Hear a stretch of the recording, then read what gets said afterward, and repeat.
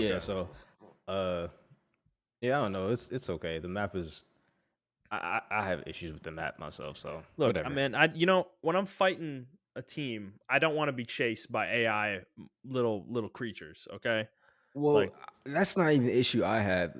Some of the areas, they only have like one or two routes for flanking. yeah. So like antenna, for instance, right? If Hmm. you're caught in the middle and a team is pushing you on the outskirts, you're fucking stuck because they Hmm. can bottleneck you in because the gaps in between the bridges, the three bridges, are so wide. There's no Yeah. way any ability can cover that ground. I don't even Hmm. think fucking Valkyrie's ability can cover that ground. Oh So yeah. you're like fucking stuck there, and they have a full kill zone to get you to get to you on the bridge. So depending on where the gas is coming from, it's you're fucked.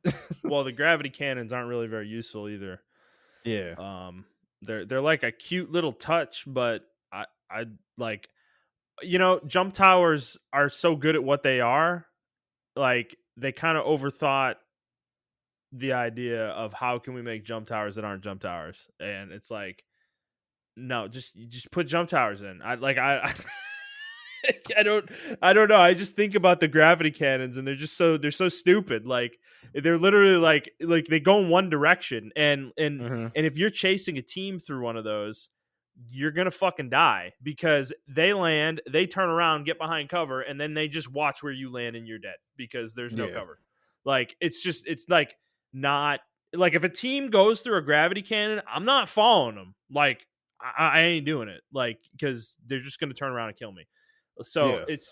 I just I don't feel like they're effective at what they are because they're meant to traverse great distances really quickly, which is what the jump tower does. But you cannot control the direction you go in any way. You go one direction, that's it. They go one direction and they go back the same direction. Like that's it. And if it's not the direction you need to go, well, get fucked. Like it's like who cares? We can't do anything about it. So I just think the map is like it's huge too. That's the other problem. It's huge and it doesn't have vehicles either. So traversal's like it's it's it's like I don't want to say it's hard. It's just like it feels It's like a hassle. There's certain it's parts of the map I boring. don't even want to land in. It's like Yeah, Miramar.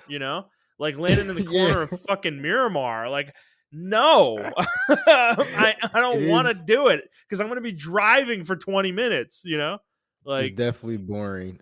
yeah. I suggest for that map, like that, and I said it too. And Jet and Snakes disagree with me. They're like, I like how big the map is.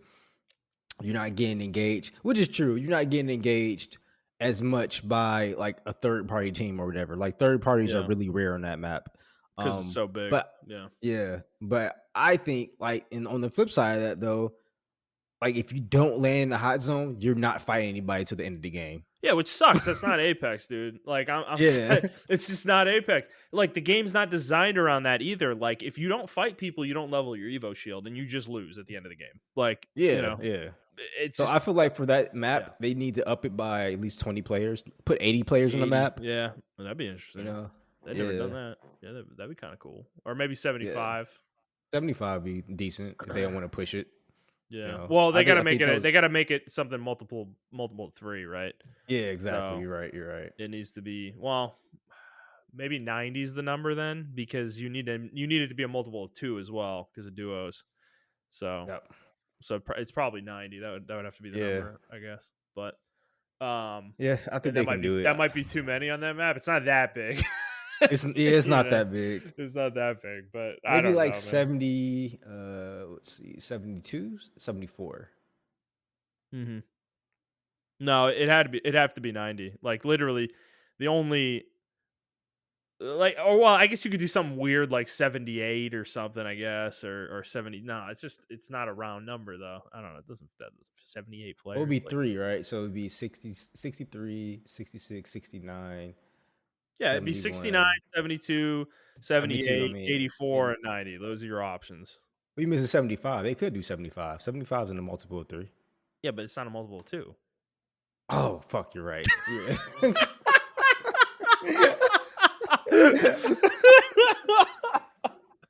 Math, To be like, everybody. Hi, folks. How's everybody doing? We just kind of casually walked into the show this week.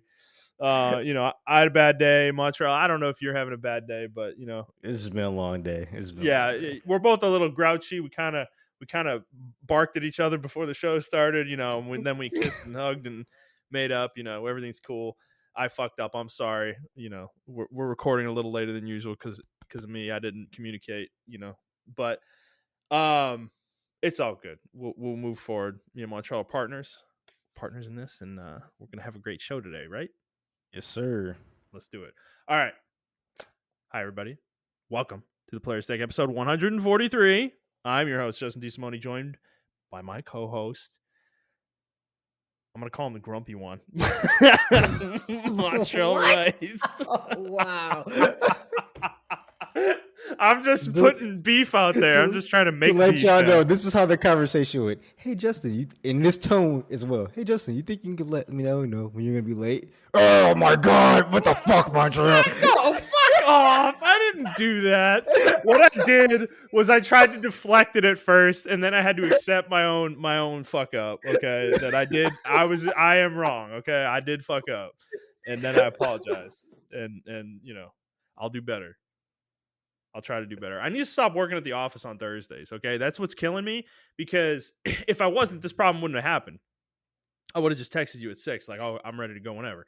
But like, I was at the office and I didn't get out of there till late. I had to get food on the way home. I had to fucking get gas. So it was like, it took me an extra like 20 minutes to get home or whatever than usual. And yeah, so it's like, look, okay, we don't need to get into all that minutia. All right.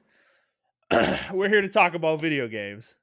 And Montreal, there's something I mentioned before the start of the show. There was a Project Triangle strategy stream, and it was in Japanese. I actually recommend everybody go look at this just to see how fucking weird it was. They had 2 dudes talking about the game, and then they had a female developer, I'm assuming, talking about the game, but she was represented by a CG character, and it was weird as fuck. I don't know what was going on there. The game, they showed about an hour of it. It looks like a strategy game. That's all I took out of it. I got nothing for you guys in terms of analysis, because it could have been honestly, a popular VTuber. That's what it could have been. Okay. Yeah. I forgot about that. I don't pay attention to this shit. Yeah, we're old as fuck now. We're man. old. With VTuber. What the fuck is that shit? Okay, you're probably right now that I think about it. That probably is exactly what it was. But yeah, the game, I don't know if it's going to be good or bad. If they didn't change the voice actor in English for the main character, it's going to be annoying. The game's going to be annoying. But I'm still going to play it because I'm a junkie for strategy games. So we'll see. We shall see. Hopefully they do something in English soon, though. I kind of want to see. I actually want to see more of the game, like, for sure. Honestly, get a little bit in depth on the RPG systems, mechanics, and things like that, But yeah, because the demo didn't give me enough, I really didn't get you didn't get an opportunity to really like dive into like character building and stuff like that, and like building your party and stuff. So I want to see more of that for sure. But okay, Montreal and everybody else, for those of you who haven't listened before, this is our weekly show where we talk about video games, video game news, and other topics pertaining to video games. We post at 6 a.m. Central Time on Fridays on Apple Podcasts, Google Podcasts, Spotify, Stitcher, and your favorite podcast app of choice. And please, if you have questions, send them to us at theplayerstake01@gmail.com or at theplayerstake on Twitter. Either way, we'll get your question and we will read it on the show and we will answer it on the show. Montreal, let's start with corrections. Not really a correction, more of just kind of a follow-up. Last week, we talked about Overwatch last week, and DJ made his thoughts known on our thoughts, and he disagreed with a lot of what we said, that the game is... There are people who like Overwatch, and we were a little hyperbolic, okay? I was coming from the perspective of somebody who didn't play the game since it came out in 2016, but I still stand by my comments in that context. But I will say, DJ, I'm talking directly to you. You kind of talked yourself in a circle where you ended up getting to where we were by the end of your kind of tirade where you were like, yeah, we don't play Overwatch anymore. We love Overwatch, but we don't play it anymore because there's nothing to do. And that's exactly what Interesting. we said. So, but hey, man, I acknowledge I love the passion. Okay, it's clear. I think we were a little hyperbolic about how bad Overwatch 2 could do. Like, if they do it right, Overwatch 2 could be a good game. Like, it could be a big game, I guess. But I think the single player is really important for the game. I actually think that's the case. That's what's going to draw people back in my opinion. Not the multiplayer, because we've all played the multiplayer, you know. So we'll see. Montrell, do you have anything you want to add? Nope. I still hate the game. So no, I never said I hated the game anyway. I like it. I just think it's boring to play at times. But I mean, like, mechanically, it's a good shooter. I like that's not. it is a really good Yeah. shooter. It is. It's just for me, Yeah. it's not enough depth. That I think that's where I was trying to get at last I time. mean, sorry, keep going. I didn't mean to interrupt. No, like that's where I was getting at last time. I know there's depth to how you use the abilities and the team comps and everything of that nature. It's just sometimes when you get on the battlefield, it just looks random. It's fun. It's like a mess, right? It does, yeah. No, I agree with you totally. I think the character switching is the reason why.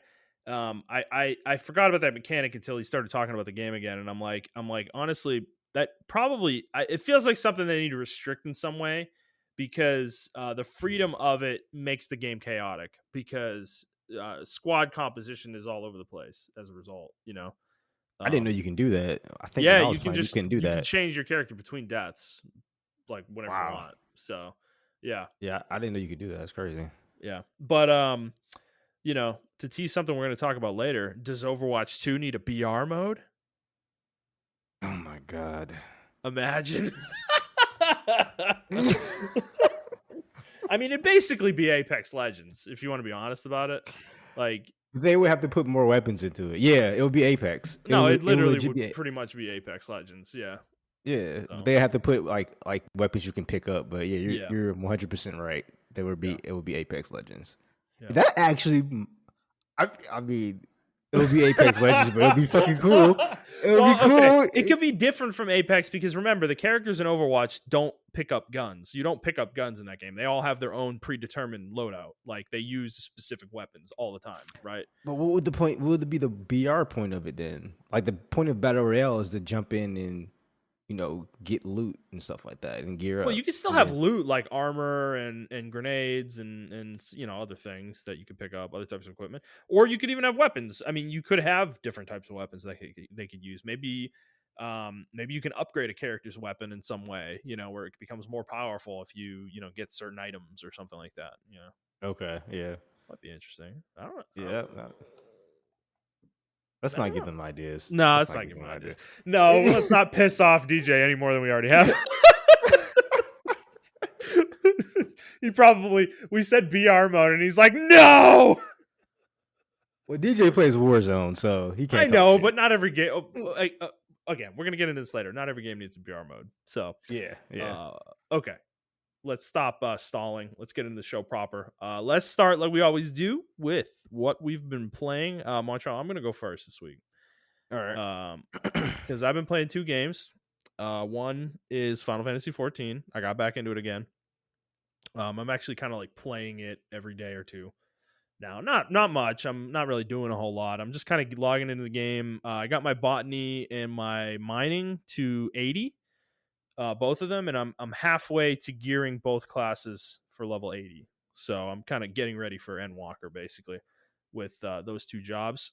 And then after that, I plan on doing crafting, probably seeing how high I can get that before Endwalker comes out. That's going to be a little bit tougher, but I'm working on that too.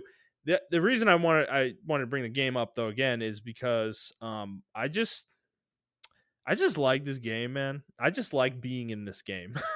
I don't know. It's weird. It's a weird feeling. I don't think I've ever had an MMO that made me feel this way, where it was like I don't even feel like I'm logging in for any particular reason. I just kind of want to, Does that make sense? Because like in World of Warcraft, I never logged in.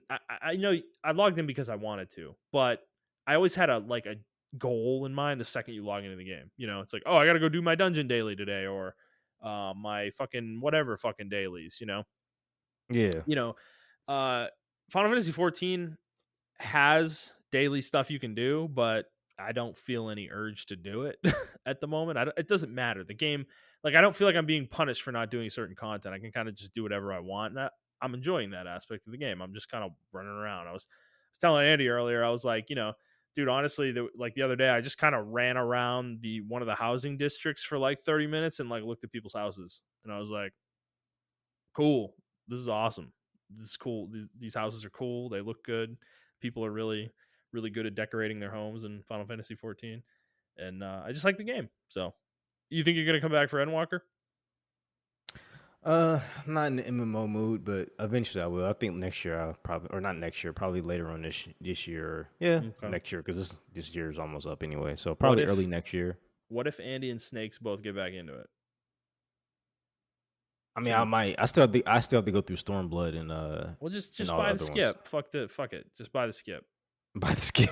Okay. Yeah, that's what Andy's gonna do. That's what I literally told him that. Like, dude, it's not worth his time. He was saying that from the jump though. So he was just gonna Okay. buy the Yeah. skip for Endwalker when it came out. So yeah, You know I don't what? know. I think I already did buy the. I think I. Oh, I bought the skip to Shadowbringers. Yes, you I did. had to finish. I had to finish Shadowbringers. But yeah. That's probably worth Uh. it. Yeah. I don't know. I mean, I wouldn't mind playing it. What's his face? Jet said that he's kind of out of he's on the fence about WoW. Uh So oh. Already? yeah, I'll let you talk to him about that. But yeah, Oh he shit! I expressed gotta that get to me. on, dude. I gotta talk to him, man. We gotta have a heart to heart about it because I need to tell him just jump ship, Jet. It's not worth it, bro. I'm sorry I got everyone in that down that path, man. Because yeah, goddamn, it didn't work out, I guess. Yeah. But well, the other game I've been playing is Mass Effect Andromeda, and I know you've been wanting me to play this game. Yes. So I'm not super far. I finished the first planet, well, second planet, I guess you actually visit, Eos, Habitat 1, I think it's called. Oh, it's And been a while since I played the game, so yeah. okay. Well, Eos, it's a little bit of a barren kind of planet, not kind of like brownish. Oh, that's the where you um meet the mercenary or that rogue faction or mercenary faction, right? No, I think that's the next planet I'm going to go to. They Okay. mentioned the All right. Exiles. I haven't met them yet. No, this is where you meet like PB, the Asari character, and then Oh, that planet. Okay. Yeah. Drac, the Krogan guy, and they both Yep. join your crew. And then you go into your first vault and like actually, fix the planet or whatever. So yeah, okay. I got a lot to say about this game. Um, I'm gonna Ooh. start. I want to start by saying that I like the game. I'm actually enjoying playing it. Now, Okay. there are elements to it that are making me not want to play it though. So let me start with the good. Okay, let's start with the combat. Because you've crowed about this game's combat as long as I've known you. And you're 100% correct. This game's combat is really, really good. It's super fucking fun. I am really enjoying the level of like customization you have on your character. It's super Yes. deep. It's surprising how Yes. fucking deep it was. They took what they were getting at with Mass Effect 3 and like just took it to a whole new level, with the different profiles that you can have, and you can switch those on the fly in the middle of combat. Literally Yep. change yourself from a biotic using character to a fucking like an engineer. While you can use all the abilities at the same time, some are more, you're more focused on certain types of abilities when you're in certain profiles. The profiles, by the way, when I say that, they're just the classes basically from like the old Mass Effect games, like Vanguard, Sentinel, Soldier, all that shit, Adept, Yeah. whatever.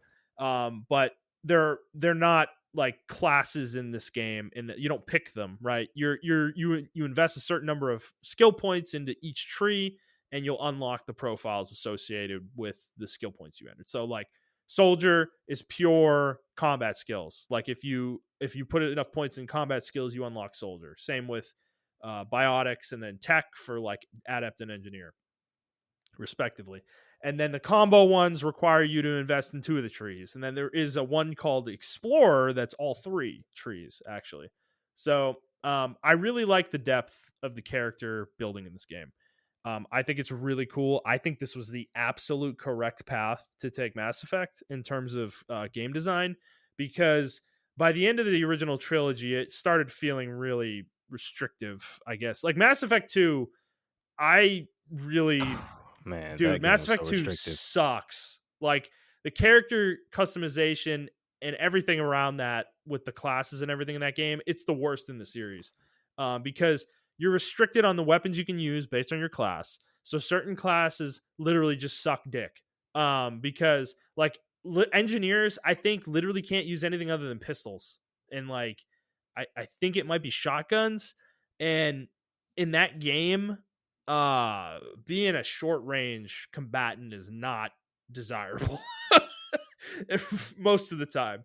So that class to me just sucks ass. I'm sure plenty of players played it and did okay with it.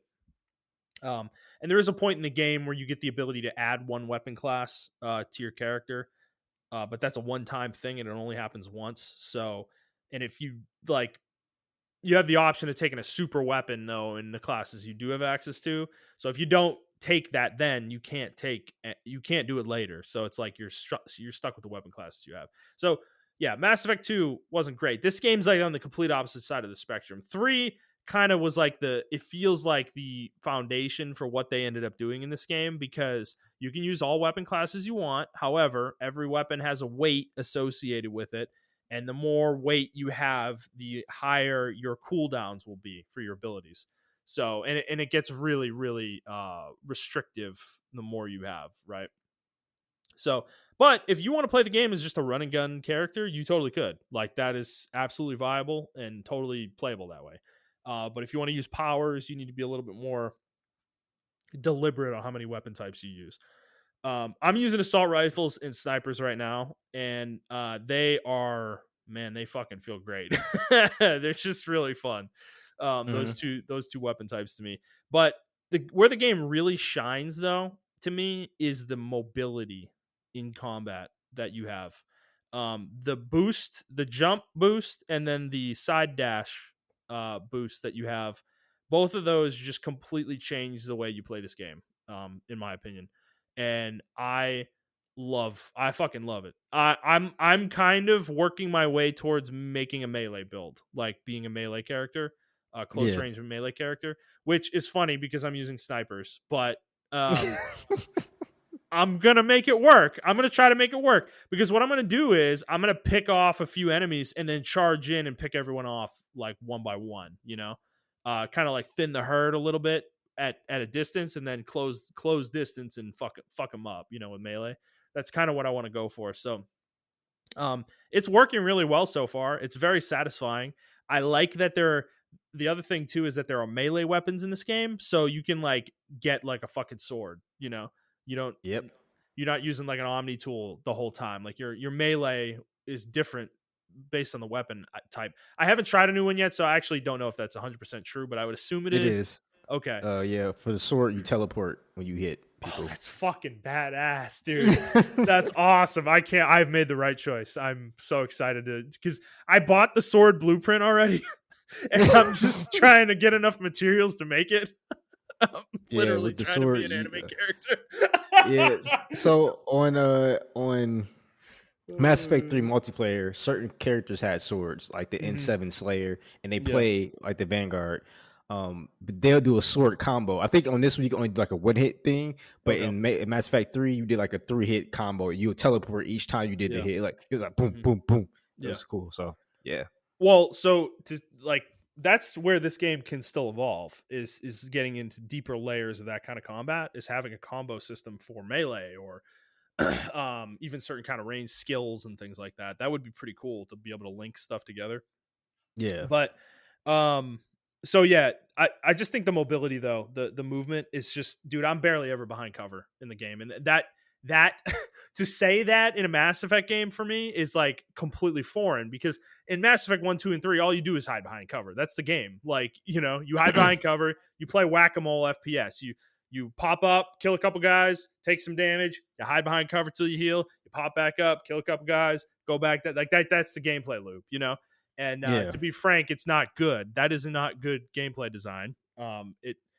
It's okay, like it's passable, but in this day and age, like that's not good shooter gameplay in my opinion anymore. Like I don't think you can get away with that. That's why I think you've seen a lot of games get away from automatic health regen, because it's just not a fun mechanic. It forces you to, it doesn't force you to play in a certain way, but you inherently end up playing in a certain way where you kind of just hunker down in the same spot.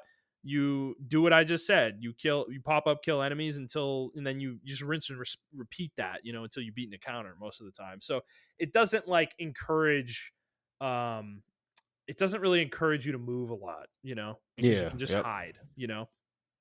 So I like the fact that there's more mobility in this game, and it's honestly like the dude, just the jumping. Like if I get in a hairy spot, dude, I just jump away and dash away, like the fact that I can just get out of a rough spot really fast, like feels super good in a shooter. That is not something that's like super typical either. Actually, when I really think about it, there's not a lot of shooters with single player shooters, I should say, that have that element to it. Like I'm thinking like maybe Halo Reach had something like that with the suit powers. And then I know Call of Duty's had all sorts of weird mobility shit in it over the years, but for Mass Effect, it's a nice change, because Mass Effect, you're very stationary in the first three games. A lot of the time, you don't have high mobility. Running is weird in those games. Like you don't have great control over Shepard in the middle of a sprint, so it's like so combat, excellent. A Yeah. plus. It's the thing that carries this game, honestly. It's the one thing I really hope they don't change in Mass Effect, Yes. because games usually go overboard when you're like, oh, we fucking hate this game. They change Yep. everything about it, and it's like I think a lot of people actually expressed enough that they like the combat to where I hope they keep that combat. Yeah, I agree. I think it would be a huge mistake to kind of get away from this. I think there's a huge amount of potential to continue growing this system, and I think they took it in the right direction for sure. And keep the RPG elements, please, in the next Mass Effect. By the way, I think Mass Effect's actually at its best with that in it. Yeah. Yep. That's when I've had the most fun with it. So I like that element. Other things I like so far. Well, this is going to be a weird thing to say. I like how barren the planets are. From an immersion angle, like an RP angle, I like that element to the game. It feels very realistic and grounded. That there's nobody on these planets because they can't sustain life right now. So it's really like there's like a Ket outpost here and then maybe one over there, and that's really it, dude. You're just running into wildlife for the most part. There really aren't people anywhere either. So at least that's what I've seen so far with the first planet. Maybe in the next few it changes, but I like how barren it was. But at the same time, I say that on this other side of that coin, though, from a minute to minute gameplay angle, I can see how this game was really boring for people, because the EOS is like a big empty wasteland for the most part. There's like a couple outposts, but even those are abandoned. Like there's nobody there. So it's just like a bunch of buildings and like empty like desert and fields, and that's like really it, dude. So Yeah. I think that's where they like kind of, I don't know, because the side content in this game feels shallow so far. Like it's really not deep, and I actually think Mass Effect kind of has a history of this. I don't think the side content in any of the games has really ever been good. And when I'm talking side content, I'm talking stuff that isn't like loyalty missions. I don't consider that side content. Loyalty missions for crew members, that's like main level content in the game. They approach it like it's a main story mission. I'm talking stuff where like there's barely any voice acting. The encounters aren't really well designed. It's just they just throw a bunch of enemies at you in a random spot, and you fight them, and that's the end of the mission.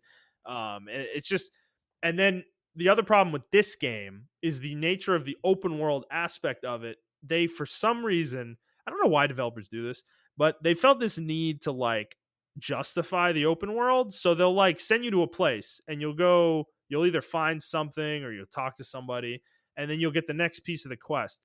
And it like makes you drive like fucking halfway across the map and for no fucking reason. And it's like then you go to that spot and then they make you go, it's literally nothing. It's literally nothing is there. You show up and you just hit triangle just to like scan the piece you need to scan. Oh, I forgot they And do then that they shit make in you this fucking game. drive Yeah. somewhere else to go do another thing. And it's like, and then after you do the third thing, you have to go back to the original fucking guy you got the quest from. It's just a lot of useless travel. Like it's like they wanted to just make you use the vehicle because the game, it's in the fucking game. Yeah. So Yeah. there's a lot of that so far, and that is a real huge ding against the game. I can see why that.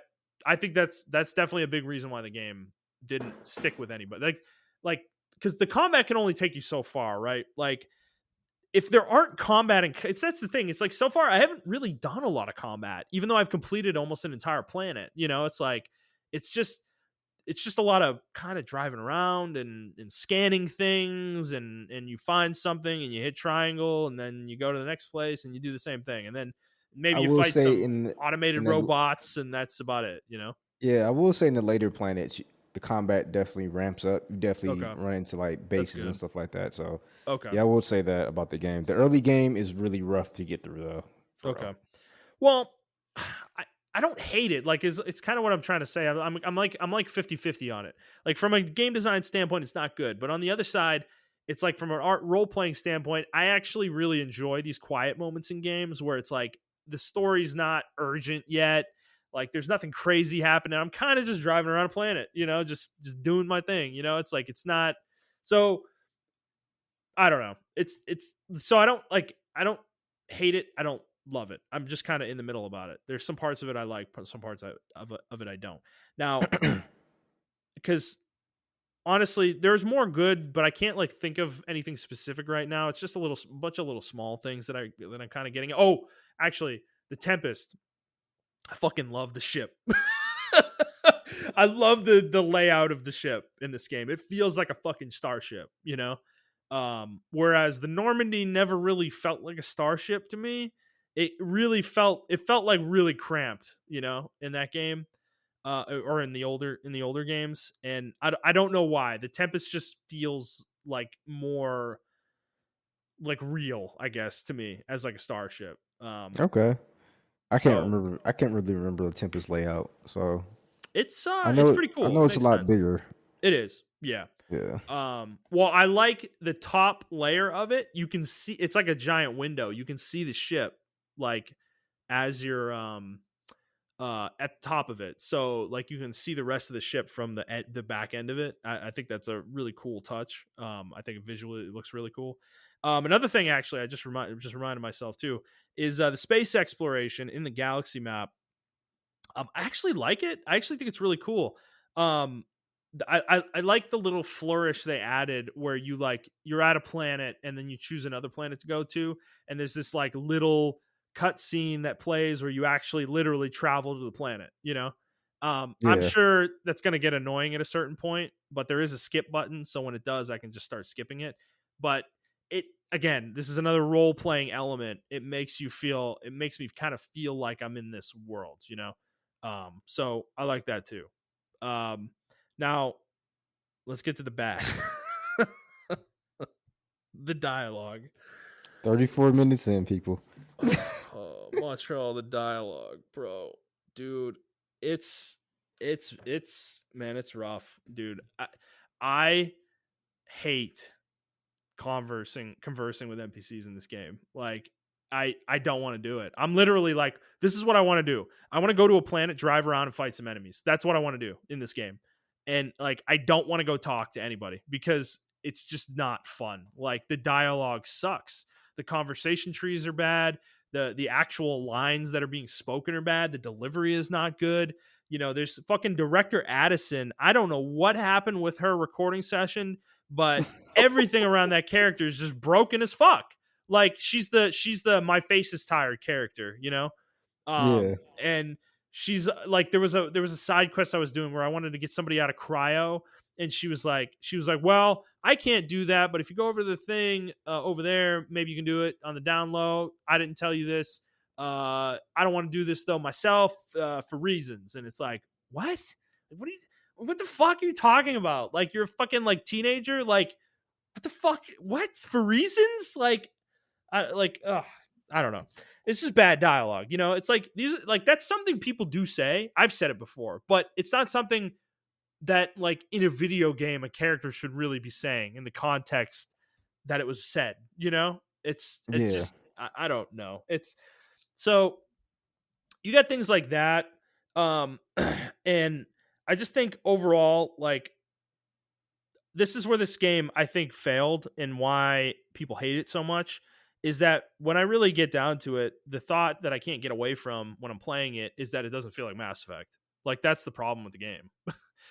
Everything about it just is off. Like, it's just off, Like, the Turians don't sound right. They don't act right either. They don't act like Turians.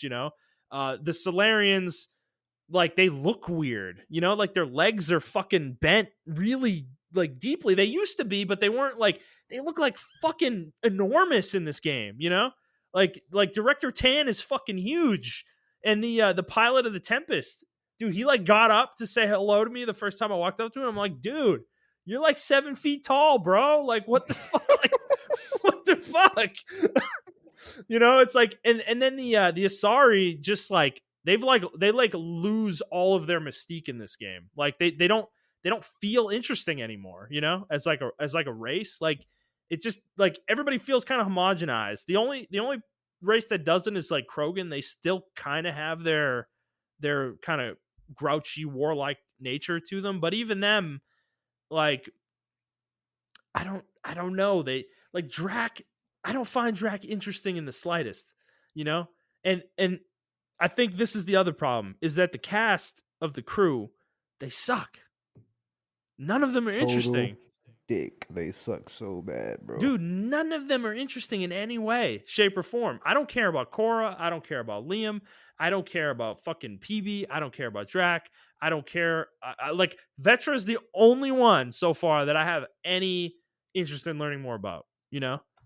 And yeah, so it's a huge miss. And that's like the problem, is dialogue in this game feels like a chore. I'm like dreading it. I hate these sections of the game where I have to like spend 2 hours talking to people, about the next mission. And then I got to go talk to all the crew members to like, advance their fucking shit. It's like, I don't care, man. I kind of want to just go kill some cat, like, and it's like, so I don't know, dude. It's like, it sucks because on the one hand, I like the game. I like playing the game. Like, the actual gameplay is fun. But then on the other hand, I don't like what Mass Effect is supposed to be about. I don't like that element of this game. And it's kind of making it a drag at times. Yeah, and that's the conundrum I get to, where I talk to people because I feel like a lot of people are on one side of the spectrum or both sides of the spectrum or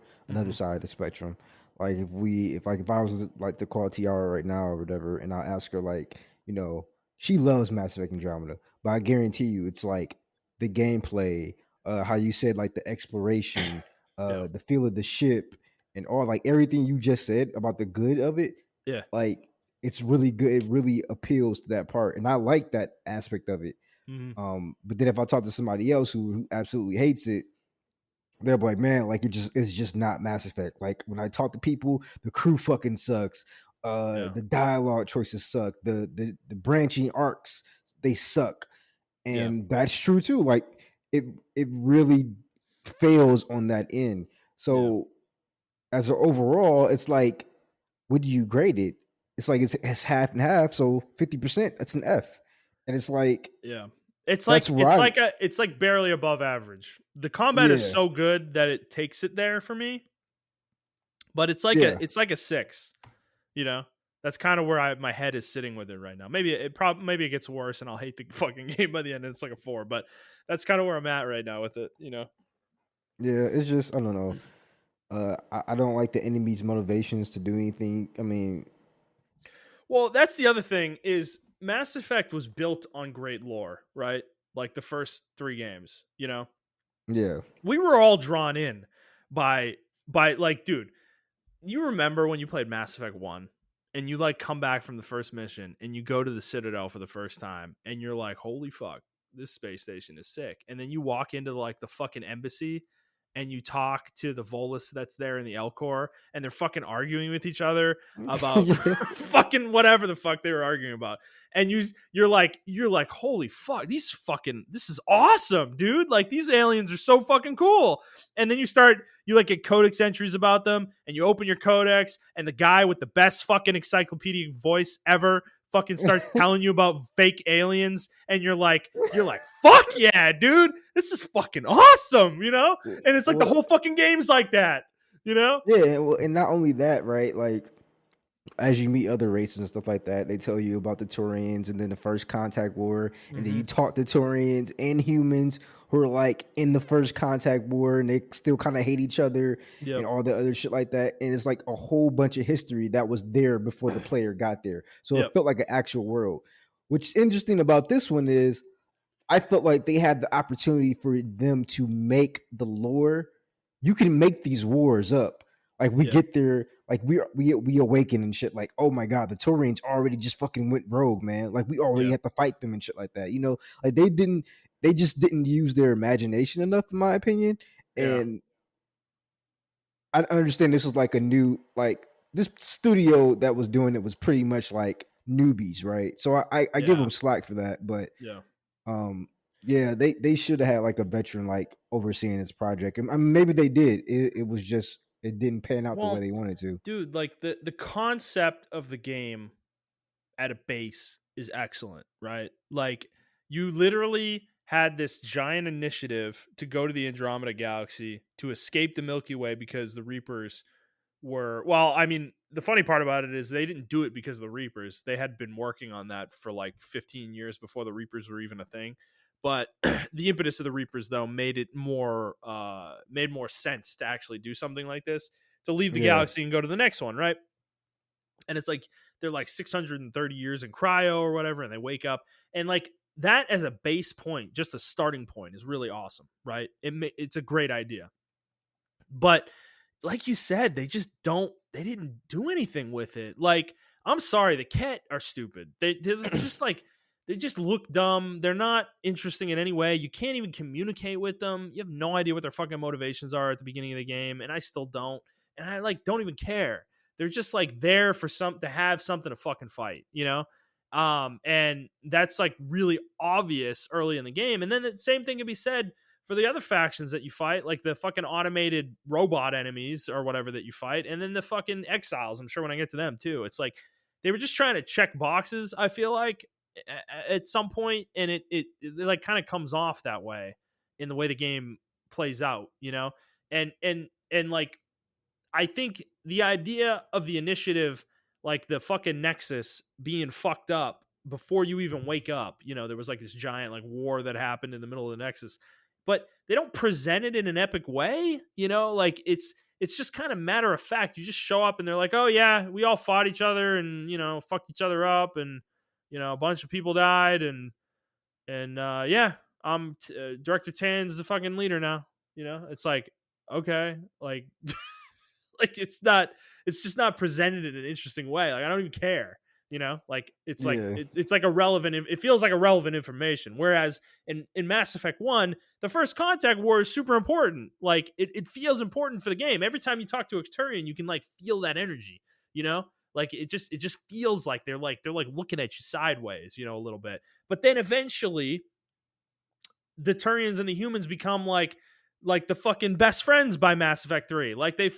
like amazing allies. They love each other, you know? It's like, but it makes sense. It's like it makes sense that two like really hard-headed races run into each other and they Yeah, eventually become best friends. Like it all works, you know? Whereas here it's just like I don't know, dude. You know? I I don't think know. they just really the way they wrote the story, they really put themselves in the corner Mhm. because like you being the first contact person there, Yeah. it would have made so much sense if like, oh, your father arrived before you or your father got up before you Mhm. and you were Mhm. asleep, you were still asleep for 100 years because we couldn't unlock everybody. This is what happened during those 100 years. Like maybe he fucked shit Wars up, happen. dude. Yeah, You you know know? what I'm saying? Like Because wars happen.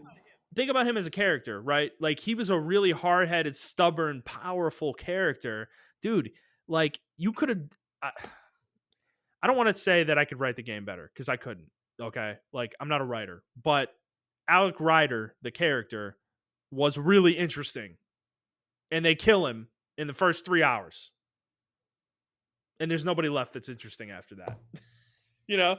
Yeah, It's it yeah. could have been cool. Like it could have just been, and he left you the profile. Then shit goes wrong, and then you find this alien agent technology. It could have been like a pseudo Star Wars. Like I don't know. And then at the end of the game, you find out he's the big villain. He's like, I needed to do this and this and this, Yeah. and you're like, Father, no, why did you do Right. that? And It could have been really then, powerful. Like it could have been a yeah, really emotional journey, or it could have been a thing where he disappears and you have to find him, you know, or something like yeah, that. And it's like this giant investigation, you know, while you're like making this galaxy habitable or something, you know. It's like they could have done so many more interesting things, and I just like Alec Ryder is super interesting. He's like the only character I want to learn about in this game, and he's dead, you know, and it's like the rest like Ryder, the character you're playing, uh, is just not. They don't have a personality. It feels like, and you know what's funny about that is that Shepard does have a personality. You're even though that's the player, that character is a character. You're just shaping kind of what she says, you know. But there are moments where you don't have control over Shepard, and like Shepard does things as Shepard. Like Shepard the character does things in those games, you know? Whereas here it's like I don't know. He just feels blank, you know? He's not interesting. yeah. And They tried to make that character your avatar. They tried to make it you. mhm. I can see what they were trying to do. It just wasn't written well. If that makes any sense. They Well, in wanted it to be a blank voicing, slate. yeah, Nolan North voicing the male I'm playing male rider this time. And Okay. Nolan North voicing that character, I I like Nolan North. Okay, he's a great voice actor, and he Drake's like a fucking legendary character in voice acting for video games. But um, he didn't do a bad job. It's not like I don't think it's any of this is really on him. It's the director's fault. Yeah, it's the direction. The way he talks is just he just sounds really sarcastic all the time, and it's kind of how Nolan North sounds, and it just doesn't come off right in the game. You know? Yeah, yeah. So I don't Yeah. know, man. So Hopefully they do better. I honestly don't want to play as Shepard next game. As much as no, I love that character, I want to play as someone agreed. else. Yeah. It would be interesting if Shepard comes back and he's like bad or something like that. Like he's like he kind of regrets everything, or like people just we can speculate about this later, but it would be interesting they do something if they do something cool with Shepard and you have to fight him at the Mhm. end of the game, sort of like how you had to do like red Pokemon Silver and Gold. Yeah. Yeah. So Um. So yeah, I'm gonna keep playing the game. Of course, I definitely want to beat this game, but it's just a weird game. It's a really weird game. You can tell that like I feel like they really tried their best with it, but it they were like trying to they didn't make it their own, I guess. Is kind of what I feel like. They made it their own in the wrong ways, I guess. Is really what I mean to say. Like the dialogue is where you can tell, they strayed away from Mass Effect style too much, and well, it you remember shows. too, they had like a deadline. This game was made like Hmm. Well, they had 5 years to make this game actually, but I remember like resources were allocated towards Anthem, and remember the whole controversy with this game. Anthem kind of chewed into this game's budget Hmm. and everything like that. So they actually made a Yeah. decent amount of money back from the game, like 500 million or some crazy shit like that. It made a Hmm. lot of money back, but yeah, it unfortunately, I understand. I think they were trying to deviate too far. I think this is partly our fault too, by the way. I think we put Mm-hmm. too much emphasis on Mass Effect 3 that they Hmm. wanted to steer clear of Mass Effect 3 as much as they can. Well, they I they they might have misinterpreted the rage, I think, yeah, and yeah. that's our fault for being so upset about the ending of Mass Effect 3. Yeah. All right, Montrell, what have you been playing? I'm gonna go super fast. We're already 50 minutes into it. Okay. I've been playing. I haven't played too much Vigor this week. I just haven't been in the mood. Like you got to be in a certain mood to play that game. My friend, he's been wanting to play with me, but either I was like too tired or I just didn't feel like loading in and going to the map, looting, and it was different play styles, and he likes to loot and not shoot, and I want to shoot. Mm, So like I just have to get in the mood for some time just to play the game. So I haven't really that been playing it that much. that PUBG style. Yeah, yeah. Um and then obviously we talked about Apex earlier, and I'm still playing Scarlet Nexus. I'm actually really enjoying this game. I don't know if you saw my little gameplay clip I put up Hmm. on Twitter. Yeah. But yeah, I'm really enjoying this game. It's interesting. The bond thing unlocks more stuff that you can do. You can actually, like I said, temporarily turn into those characters and extend your combos and shit like that. So this game is really interesting. I love the music. Actually, the OST in this game is fucking amazing. If you get a chance, I recommend you check it out. My Mm, favorite one is called like the Hoenn Mountains or whatever. hmm. It's really good. It's a really soothing soundtrack or soothing track to listen to. They have like it's like an orchestra. They play instruments and stuff like that. It's not too futuristic or anything like that. It's just really cool. How Hmm. they do their soundtrack and their OST. It's really it reminds me of almost a dot hack. That's what the OST reminds me of. Mm, hmm. But also with like a little bit of like I think I'm trying to think of another game that kind of has that same feeling. Um, but yeah, I recommend checking out this soundtrack. It's really fucking good. Um, the story is starting to come together now. One thing I do like, I haven't beat the game with whatchamacallit yet with the guy, but Hmm. even if you beat the game with the guy, you can carry all your levels and stuff over with the girl, and you don't have to start completely over with the girl. So I do like that aspect of the Oh, game, nice. Yeah. and you can get her side of the story. Yeah, I think Bandai Namco really tried in this game. I hope we get a part two. I hope this game sold really well. I know it got a really good rating and it deserves the 8.5 rating. I actually agree with that rating. There is some stuff they can improve on. But this is what like an anime game is and what I want from an anime game. Hmm. Only problem is like this is not based off a license or anything. This is like their own IP. So Hmm. I imagine you won't get like a Naruto game like this or anything like that. But it's leagues better than like Code Vein or some shit like that. Like they actually tried in this game. Yeah. The Yeah. mechanics is really fucking fun. Hmm. The story, like I said, is like a little bit be left desired and everything like that. I think the voice acting is really great in this game. Some of the characters I like, and then some of the characters I don't like, and I think that's really cool how they distinguish the character personalities outside the anime archetypes. So I think it's really cool. I think if it drops down in price, I recommend people picking it up for about 30 to $40. You actually get a lot of bang for your buck with that. So yeah. All right. Well, let's move into the news. Let's start with Devolver Digital.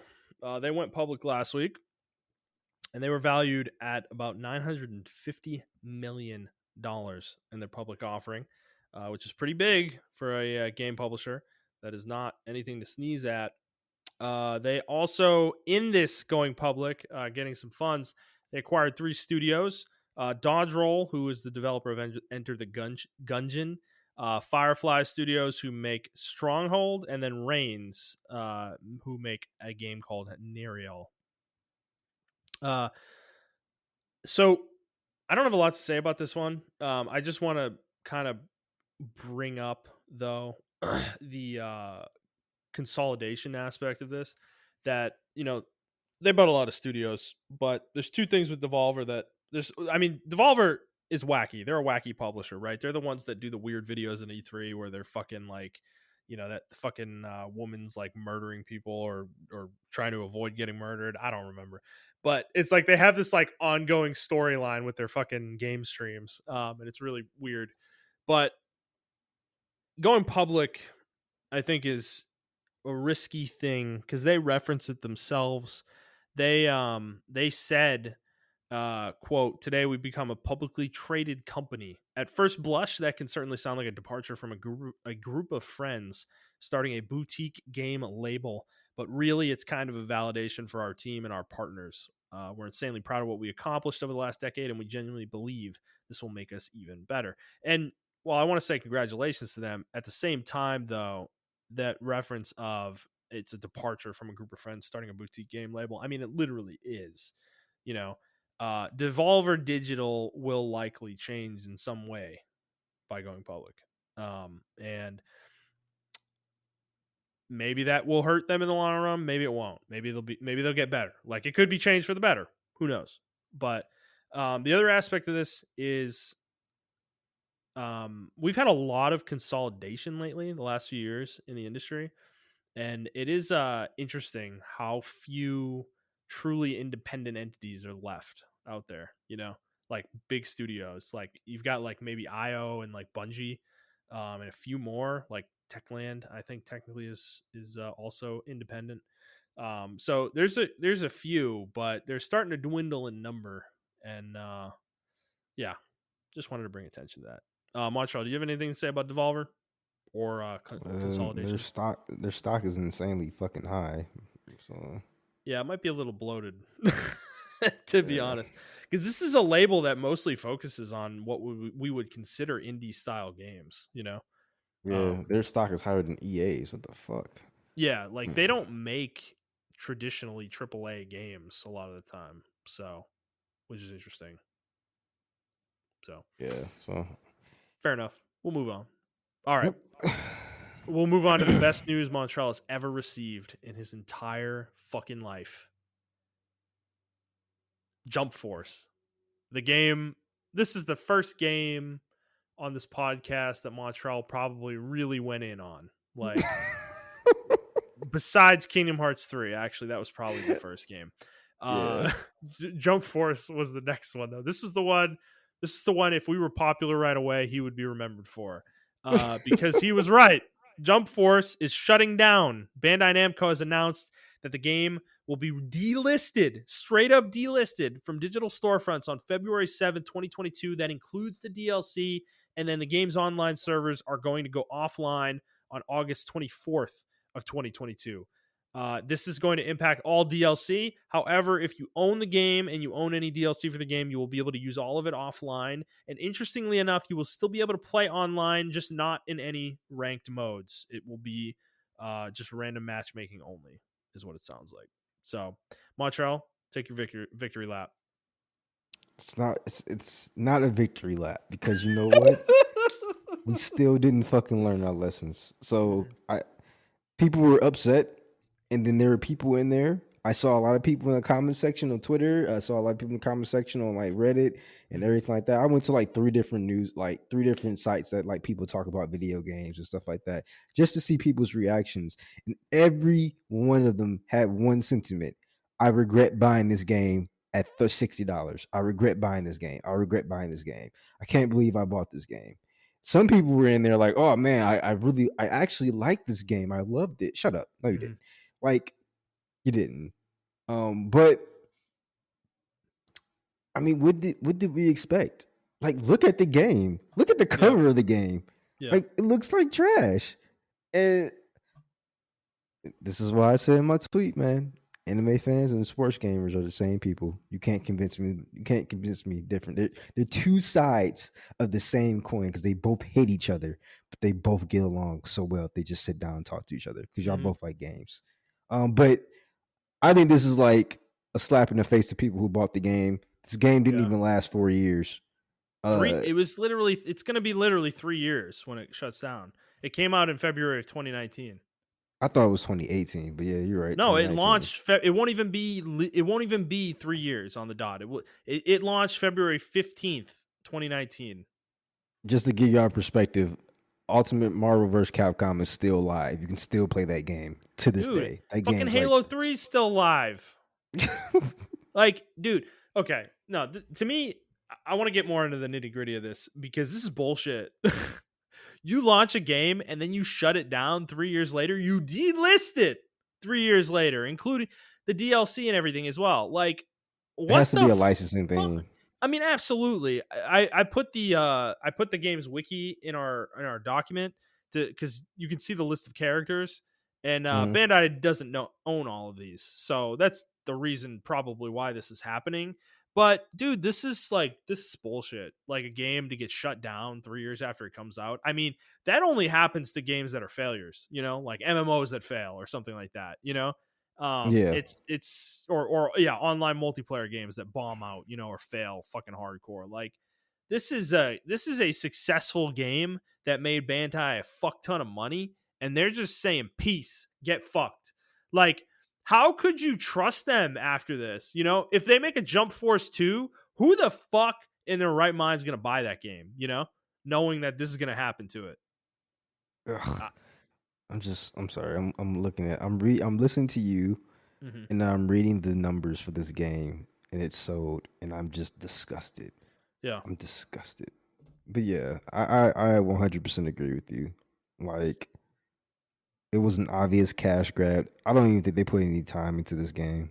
Yeah. The story mode. Do you remember the story mode? Oh my god. No, I remember all these characters were there. Like Goku was with like fucking Yugi and Kaiba and shit. It was fucking yeah.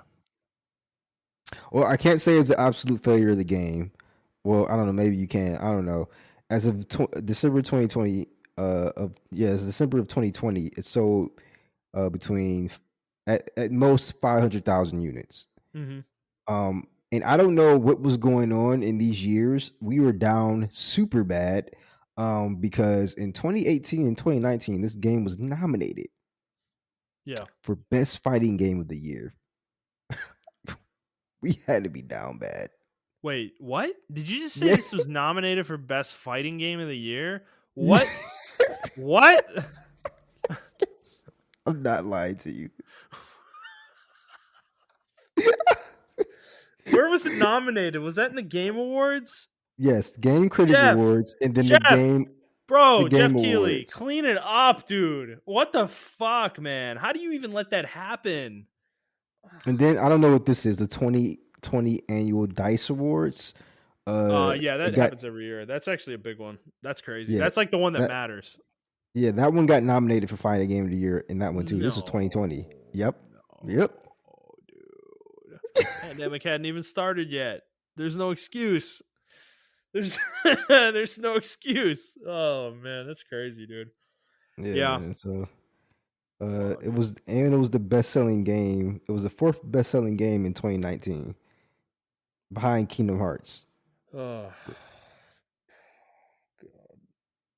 What a what? So that's why I said we didn't learn our lesson. They got their money. They I know got they all got their their money. money. They're running away, dude. How easy is this for them to just be like, okay, we're shutting the servers off, guys. We don't have to fucking support this game anymore. Literally nothing. They made their money and they're out. Like they're fucking done. They said get fucked. Like if you guys buy Jump Force 2, if they make a Jump Force 2 and you Oh, they guys are. fucking buy it, you're a bunch They're of definitely. fucking chumps. Montreal is 100% fucking right. Like you just like sports gamers. You will slop up whatever little shit they give you if it's got Goku on the fucking cover. Goku, Yugi, Kaiba, Naruto, fucking Luffy, Stretch Armstrong. You got fucking fuck. Oh, God, dude. So, I mean, this is I was at work and all what you just said, I screamed in my head. I was Yeah. like screaming in my head. I was just like, this is ridiculous. I can't believe this is happening. First I Yeah. prayed. I was like, thank you, Lord, there is a God. And then I started screaming You started immediately thinking about it. afterwards. Yeah. Yeah. You're talking about, yeah, That- right. You're right, dude. We're down bad, man. We're down bad, Montrell. yeah, you're right. You're absolutely right. I actually shudder at the thought of a Jump Force 2, but they're absolutely going to make a Jump Force They're 2. gonna Why make wouldn't one. you? They're Why gonna wouldn't make you? As one. a Yeah, what exactly, dude? What do they like? What would they even need to do for it to fail? I can't even fathom a reality where it fails. You know, like a Jump it Force would have 2. to be so buggy, like characters falling through maps and It would have to shit. be like a That's side scroller, like literally 2D. You know, like not even relevant, or it's like a kart racer or something. That's how it would fail. Ugh. yeah, man. People don't like Fuck, depth to their games, man. I don't fucking know, man. Bandai. No, they don't, man. They don't. Look, Montreal. I'm about to say something very real right now, and Uh that's why Mass Effect 2 is the most beloved Mass Effect game. It's because people don't like depth in their games. oh. Wait, what? Really? Yeah, man. Think about it. Think about the gameplay in that game. It's the shallowest Mass Effect game. Like in terms of RPG elements and character builds and things like that, it's the shallowest Mass Effect game. Easy. You know what? You're right. I'm thinking about it now. It is. Like it's deep You in only get terms four. of dialogue.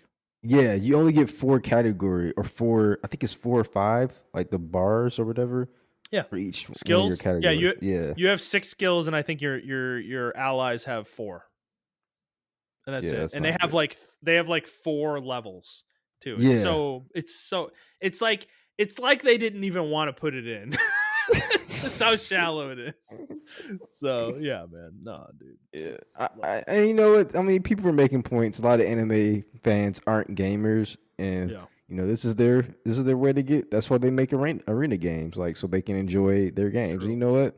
true. True, I understand it. So I guess it's like a necessary evil, but it's just goddamn, man. It just Whatever.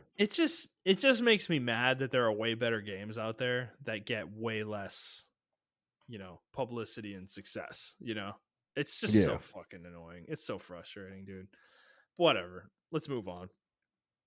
I don't need to get into a rant about EA and Madden either, so let's avoid that. All right, next story. Valve has delayed the Steam Deck into February of 2022. It's a couple month delay. Montreal, are you sad? Do you wish it was still coming out in December? You gonna get one? No, I wasn't gonna get one. I don't. I wasn't gonna get one either, but I kind of want to just It try it just to see. Yeah, I mean, if it's when it gets cheaper, it'll probably be a good piece of tech to have around. To be honest with Right. you, for a couple of years. Well, it kind of makes me wonder how useful it's going to be outside of gaming. Yeah, Like that'll be because it interesting. doesn't come with like a Windows operating system. I don't. I don't know. I don't know. That's a good question. I don't think so. I think it has like a Steam shell of some sort. It might be Okay. Linux based, but yeah. Yeah, I mean, I don't know. It looks really cool. I like the idea of me playing. Like I download Steam games and then I can play. Like Scarlet Nexus would be one of those games I want to play on the go. Because Mm. it's not on Switch, so it's like it's available on PC, so I can download it on my Steam account and then play on the Yeah. go. I'm So gonna download Apex and play Apex on the Steam Deck. it probably runs really great. I heard people say it runs cool, like the Mm. people that play tested it. So I don't know. It looks like a really cool piece of device, of cool tech. Can probably fill the role of like a Vita or something like that. Well, I might do it just to see if like Snakes and Jet and everybody else will notice. I'm like, how long will it take them to notice I'm playing on a Steam Deck? Like when they like die before me and they watch my screen and they see me doing the slow analog sticks turn with my character, you know, be like, wait, are you playing on a controller? Just to fuck with them. It's probably not worth it. Payoff wouldn't be there. All right. Montrell. That's all the news we got for the week. Well, And that's gaming it. news. Yeah, We've got that's a up the game. topic. This is a news story, but it's not really gaming related. It sort of is because I mean, gaming's big on YouTube. But um, YouTube has announced that they are removing the public display of the dislike button. The button will be there, but the dislike counter will no longer be displayed publicly. It'll only be visible by the creator of the video. So they said they're doing this in order to combat the dogpiling mob like nature of dislike campaigns on videos. Um, because they say it has an effect on the creators or something along those lines. But Montreal, what do you think about this? Um, so I didn't even know about it until I think yesterday, and I saw people retweeting on my timeline. And at first, I was like, "Yeah, what's the big fucking deal? Big whoop! You can still download. You can still dislike the video, so you can't see what dislikes or likes are there." And then people were making points for like, oh, the creators can, um, you know, people other let other people know that this is a spam video or something of that nature. It can really inform the viewer before they even watch the video what they're about to get into or whatever. If it's like a spam video or scam video or anything of that nature. But someone made a really interesting point. The dislike bar literally changed history, and what and I was and what do you mean by that, Mantra? How did it change history? Without the dislike bar, we would not have the new improved Sonic. We would still have that ugly ass Sonic that was Oh, originally there. That mm, dislike bar literally saved our lives from mm-hmm. seeing that shit. Uh, Also, dislike bar was there for the battlefield or the Battlefront situation. Battlefront 2. Battlefront 2. Yeah. Imagine if Reddit took away the downvote button display. Yeah. You know, like So uh not only the Reddit, but like not only the videos were downvoted, all of them were downvoted. Just a little, like people were just Blizzard. like, yeah. So oh yeah, Blizzard, I forgot about that too. Yeah, Yep. like Diablo. Blizzard. Yep. Yeah, Diablo Diablo Immortal. Immortals. Yep. Yeah. Diablo Immortals video. So it definitely let people express how they feel. And someone made an interesting point, like, well, now people are just gonna go into the comments and say, use my comment for dislikes. And yeah, I mean they can do that. And if it gets a million dislikes, the creator can just delete that comment. Yeah. So it's Well, like, that's what people that's the thing. I was kind of ambivalent about this too at first, and like you were, and then I started reading some people's thoughts about it, and it is interesting that they're kind of right. Now it's like I think I don't like this because the creators of these videos have full control of the perception of their videos now. They can just delete negative comments, you know? And yeah, because a common tactic with these with companies in particular is like when they got heavily disliked on a video, they would take the video down and then republish it. They would re-upload it and that would yeah, reset the like dislike ratio. Blizzard did that famously with Diablo Immortal. Remember they took it down like fucking 15 times, because people were so adamant about disliking it. It was so fucking funny the battle that was going on there. But the thing is, I think this is I think YouTube's a little off here because I understand what their sentiment is that the button will still be there, but there is something to be said for a group of people expressing themselves, and you're taking you're taking that away. I know the button's there, but being able to see the counter kind of like indicates that there's an actual movement going on to people, Now it's yeah, like no one's going to know, that people are mad unless like it's going to have to be a little bit more obnoxious now, Like you said, people are going to be making comments for dislikes and there's going to be more shit on Twitter and Reddit and shit about this stuff to like really drum up the how much whereas before it's like you just go in there, you dislike the video and you go about your day, It's like it's a simple thing, and yeah. I who's this think that's protecting? You're protecting corporations, YouTube. Yeah, and they claim, right? Oh, we're doing this for the small No, screamers, you're uh, fucking and not. they won't get dog pile like you said, right? And it's Yeah. like, yeah, you're right. They're not doing this for them. They're doing this for Hmm. like these big corporations and stuff like that. Because I mean, just imagine, like I said, that Sonic thing, I like that really changed my whole perception of that shit. Because I completely forgot about the whole Sonic thing, to be honest with Hmm. you, and how bad that was. Um, and I don't know, man. Like, I think it's good feedback, even for a small like YouTuber. Like, if me and you were doing that, and like we were uploading videos and stuff like that, that's a really good indication of like what direction. Say we're uploading a certain amount of videos, and people like those videos, right? And we're like, okay, like, man, this is getting a little bit stale. Let's try to do something new. And then we try something new for like a week, couple of weeks or a couple of months, and the dislike ratio is just really bad. Hmm. We can be like, all right, we know what we need. We know the direction we need to go into, Rao. And I mean, of course, you can probably still see that on the creator side, but then what if the creator is just like, fuck everybody, I'm gonna keep doing this. I mean, that's their choice. Don't get me wrong. Hmm. But there's something to it for audience feedback. Taking away that audience feedback is, I mean, even though it's a private company and everything like that, it's almost like taking away like a freedom of speech type deal. Like, it's Well, taking yeah, away the voice of it's the people. squelching. It's squelching people, and Yeah. you know, they can do what they want. It's their platform, but they're it's really obvious that I mean, it's really obvious they're trying to protect fucking corporations. Like, how many corporate entities right now that have good YouTube presences, like their PR departments are having a fucking party today because of this decision, you know? Like, all of them. They won. This is a huge win for them, you know?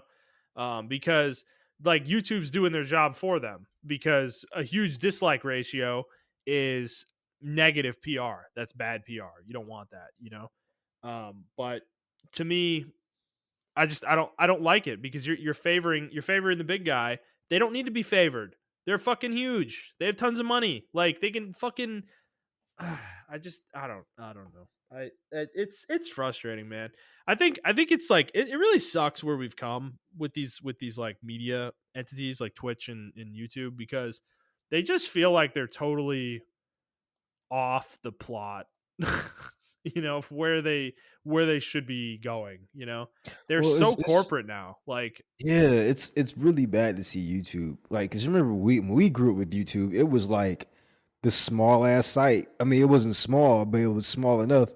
And like, But I like, remember, companies weren't on there, dude. It was just yeah, randos. It was random people doing random shit, and it was fucking fun, you like know. I went through my old videos. Like, I had videos that I like, that I like saved as like, your saved Hmm. videos. And I had videos way from like 2009, 2008 and that shit. And I was watching them one night and it was like, you remember the Tourette's guy? Like, that shit was hilarious. Hmm. But you can't watch shit like that no more because it's like, Yeah. I'm surprised that video is actually still up, to be honest with you. Yeah, but dude, like But shit, like Juggernaut, bitch, like, you know, like, can you imagine a video like that being made today? Like, no, man. That shit today would be heavily produced. Fucking, like, they'd have like fucking $500 microphones, and it'd all be scripted. You know, that video is completely like ad libbed, like the Juggernaut bitch. Like, it's over like total a improv for the most like part. over like You a can game hear say them a fucking game set breaking in the middle headset. of. Yeah, like they fucking laugh at their own jokes in the video. Like, it's so amateur, but that's why it's charming, you know? It's like YouTube's totally lost that, man. It's like totally fucking lost that. Yeah, and you know what? Like, they can't go back to that because now the No. newer generation, they're used to this version of YouTube. Hmm. I see people say like, "Oh man, I remember 2010 YouTube and 2013 YouTube." Like, to me, that's still corporate YouTube. Yeah, agreed. Like oh 06, oh 07 YouTube was like, man, oh 08 YouTube, Yeah. man, couldn't tell me nothing about that YouTube. That was prime gold YouTube then. But yeah, like, I don't know, man. I don't know where we go from here with this. Hopefully, they get enough blowback because a lot of people, a lot of big names are actually speaking up against this. So like, hopefully, they get enough blowback where they're like, yeah, okay, we're gonna revert. Mhm. our our decision. But I I mean, it's doubt their it. decision. Can we dislike their post? Oh no, sorry, you can't. Crazy part about it is they have no competition. No, I I mean, what know. BreadTube? I mean, whoa. Fucking. Yeah, I don't know, man. Yeah, I mean, when you really think about it, like, where do we go from here? Because people have tried to like compete with YouTube, and they just fade into obscurity. Like they don't stick around. Like they don't they have no staying power. Like YouTube's it. Yep. And it's kind of weird. Like it's weird when you think about it because yeah, YouTube is kind of it's it's like almost like a utility at this point. Like I almost look at it that way. Like it's almost like cable. Like it's not a website. Like I don't look at YouTube like that. It's like I always have YouTube on my fucking browser every day. It's always up. Because at some point I'm gonna go look up some fucking video, on there. So yeah, I don't know. It's disappointing, but hopefully they reverse their decision. They probably won't. But all right, Montreal. Speaking of YouTube, we're going to talk about a YouTube video from a channel called the Act Man. Act Man. Oh my god, the Act Man. He's actually fucking huge. 1.23 million subscribers. But this dude's pretty polished. He made a video about Call of Duty streamers don't understand Halo, and this specifically was talking about a bunch of streamers like Dr. Disrespect, Dr. Lupo, Nick Merckx, fucking Tim the Tap Man, all talking about Halo Infinite and how they think it needs to have a BR in it, and that the game will not survive in terms of popularity if it doesn't have a BR mode. And his whole video was basically arguing that that's not true. They don't know what they're talking about. It was actually kind of a sad video at some point too, because he was really pointing out how these guys sounded almost like desperate to get off of Call of Duty. Yeah, I liked his videos because it was Yeah. just like he actually pointed out like how much he liked these streamers, Mhm. and it was coming from a place of real criticism and not hate. And I Yeah. love videos like Yeah. that. Hmm. So yeah, you can continue though. But yeah, I mean that's the gist of it. So basically, I want to talk about. I guess like if there's anything you want to talk about with the video specifically, we can. But I kind of want to talk about the idea of like let's start with Halo, like a BR being in Halo Infinite. And I want to lay the groundwork here by saying that I'm pretty sure earlier in development of this game there was a BR mode in Halo Infinite. They were making it and they scrapped it at some point. They decided it wasn't a good idea, and I agree with that decision personally. However, it also means that it might be easy for them to add BR later because might have already done some work on it. So that's also a distinct possibility. And I do think there will be a BR added to Halo Infinite at some point. I believe that. So, what do you think though, Montreal? Do you think Halo Infinite needs a BR? No, I think he made an excellent point.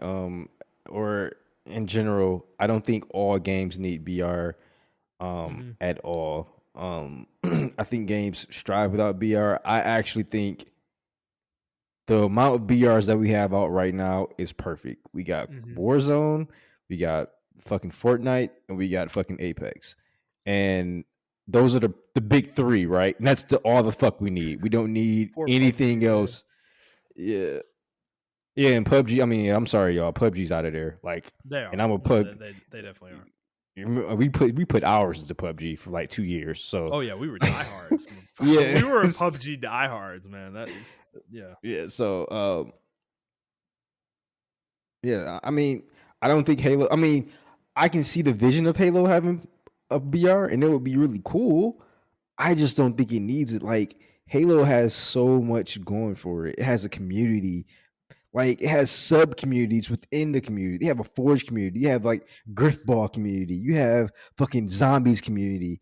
You have all these different communities that just you have a group of people that just play custom games and campaign. They don't even touch ranked. They don't touch social match or anything. All they play is custom games or big team battle or they go into the Forge. Like Halo has all these little small sub communities And I think throwing BR into that, I mean, it's cool, but it's one of those rare games that actually don't need it. Like I feel like it's like Battlefield in a way. Battlefield doesn't need a BR, and to be honest with you, Call of Duty didn't need a BR, but they did it, No, and they, yeah. But I don't know. For just because it's popular doesn't mean it should happen. It was like the MOBA craze. You remember everyone was trying to make a MOBA when MOBAs came out, and I yeah, a lot forgot of about people that. exactly. A lot of people forget about that phase where everyone was trying to make a MOBA. That's What an like ill-conceived idea. This dude, Montrell, you saying God, I'm gonna get on a tangent. I'm sorry, everybody. But like, dude, this is the thing that convinces me that the video game industry is led by a bunch of fucking imbeciles who have no idea what the fuck they're doing. Because like the trend you're gonna follow is MOBAs. Fucking MOBAs, League of Legends and Dota. You think that shit's easy to make? Are you insane? Like, are you fucking kidding me? Like, God, who analyzed that shit and was like, yeah, that's the direction we're going, baby. We're making a MOBA. Like, God, they're fucking stupid, dude. They're so fucking stupid. I mean, like to be honest with you, right? So, like with MOBAs, right? What's the name of that studio? Unreal or yeah, is it Unreal? Who owns Fortnite? I forgot the name of them already. Epic. They Epic make the Games. Unreal Engine. They do make the Unreal Engine, Yeah. yes. But Epic Games, they had Paragon.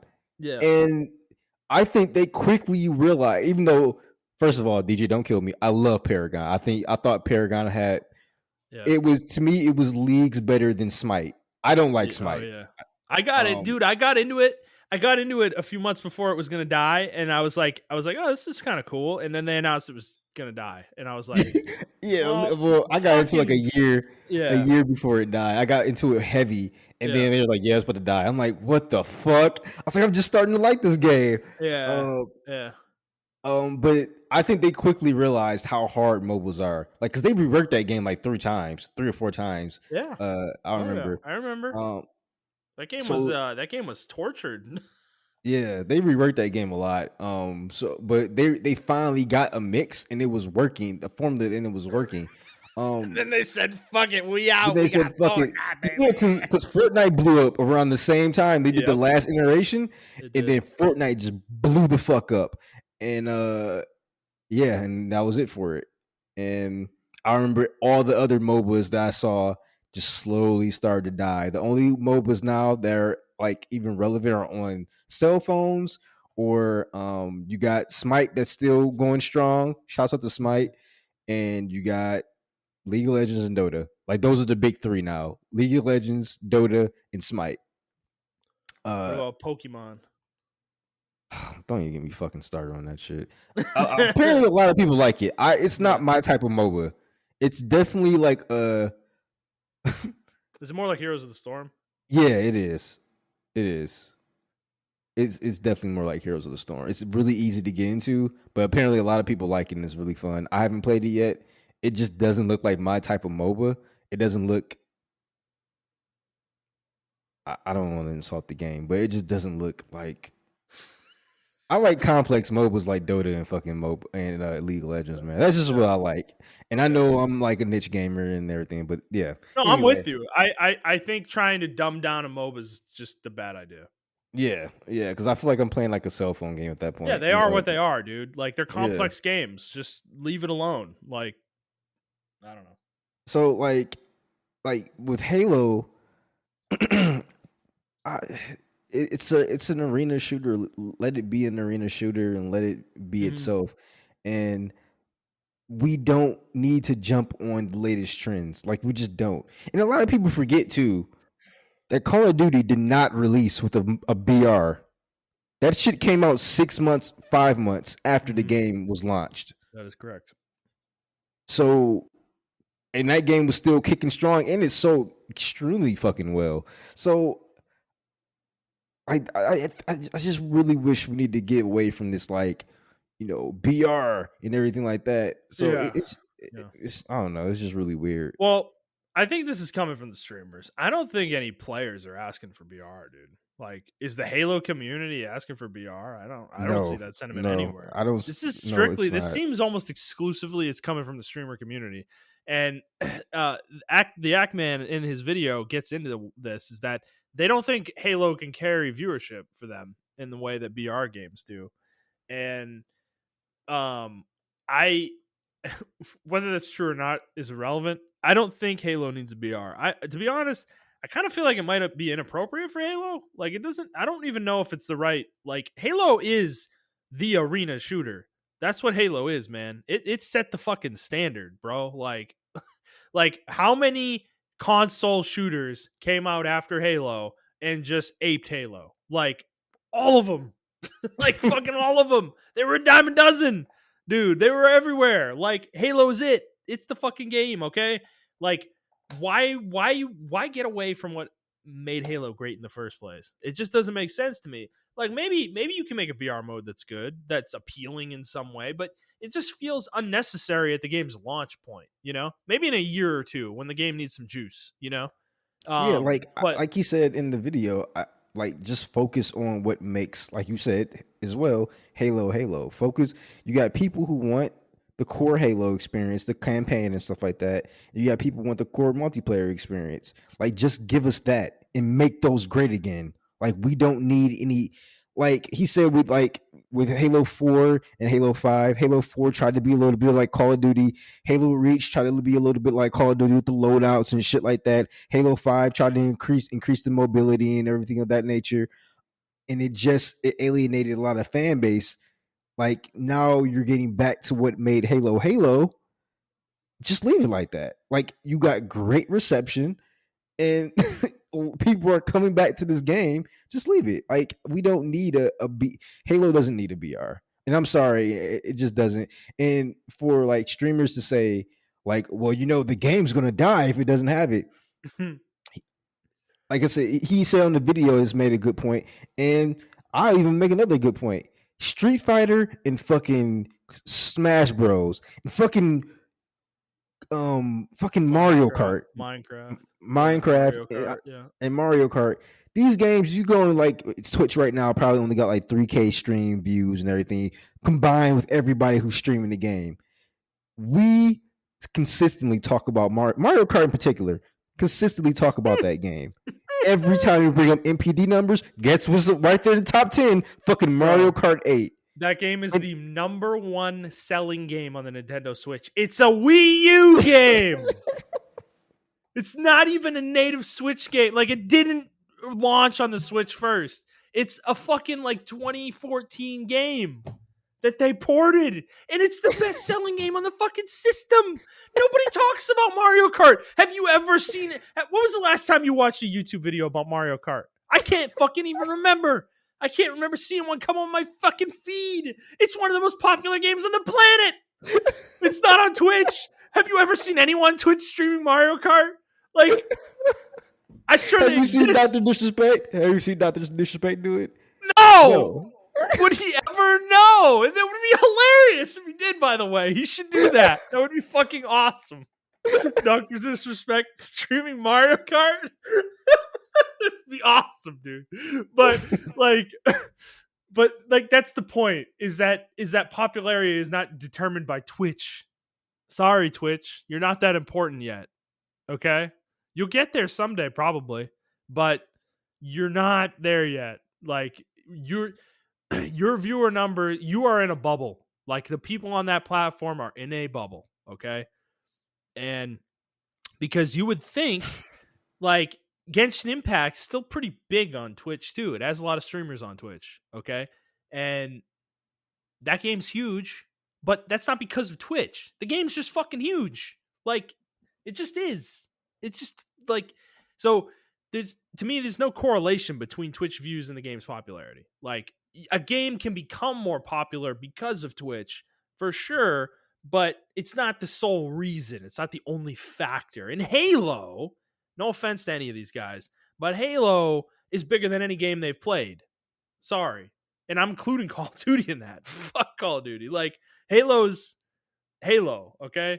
Like it I don't know. Like it has the potential to be one of the biggest games out there. It's a big cultural impact. It's one of those Yeah. games that's like iconic, right? Mhm. I mean, one can argue that Call of Duty did technically kill Halo in sales and things of that nature, Yeah. but it's still and Call of Duty is a big cultural impact. I'm not even going to deny that fact. Like Call of Duty and Halo are like right up there.